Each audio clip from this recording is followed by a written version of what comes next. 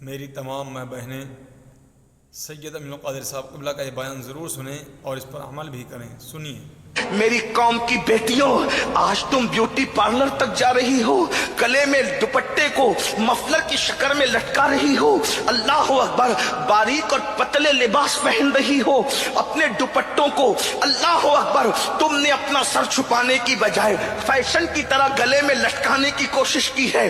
اللہ اکبر، ہاتھوں میں چوڑیاں پہننے کے لیے کسی اجنبی مرد کے ہاتھ میں ہاتھ دیتی ہو، مہندی لگانے کے لیے اللہ اکبر فاسق اور کافر جو ٹائٹ جینس پہن کر کے بیٹھا ہے اس کے زانوں پر، اس کی رانوں پر تک ہاتھ رکھ کر کے مہندیاں لگاتی ہو. یہ آج فیشن بن چکا ہے. مہندی کی کلبیں شروع ہو گئی ہے، مردوں سے مہندیاں لگائی جاتی ہے. میں ان مسلمانوں سے مخاطب ہو کے کہتا ہوں میرے بھائیوں، غیرت کہاں چلی گئی مسلمانوں کی؟ اپنی بیٹیاں کافروں کے جو وہ رانوں پر ہاتھ رکھ کر مہندیاں لگائے گی.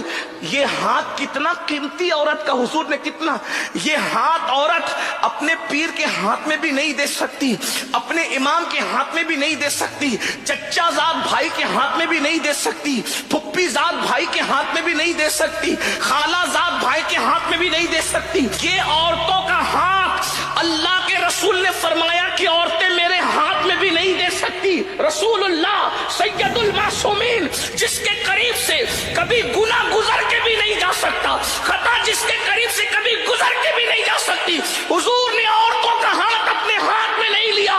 جب عورتوں نے کہا مرد مسافہ کرتے ہیں اور اپنا ہاتھ آپ کے ہاتھ سے ٹچ کر کے اپنے آپ پہ جہنم کو حرام کر لیتے ہیں، ہمیں بھی تو اجازت دو کہ ہم اپنا ہاتھ آپ کے ہاتھ میں دے کر کے اپنے آپ کو بھی جہنم سے بچا لیں. تو فرمایا لا افسا من النساء، میں عورتوں سے مسافہ نہیں کرتا.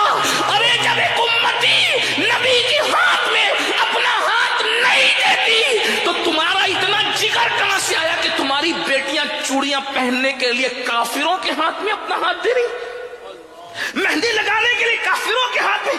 عورت کو ہم نے سمجھا کیا ہے اور عورتوں نے خود کو سمجھا کیا ہے؟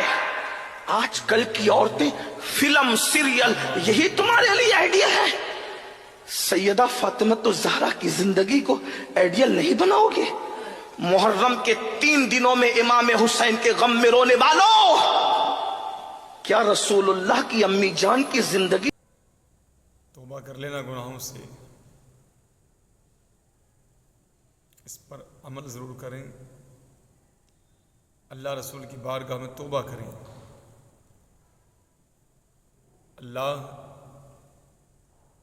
اللہ ہم سب کو اچھے عمل کی توفیق عطا فرمائے. آمین ثم آمین.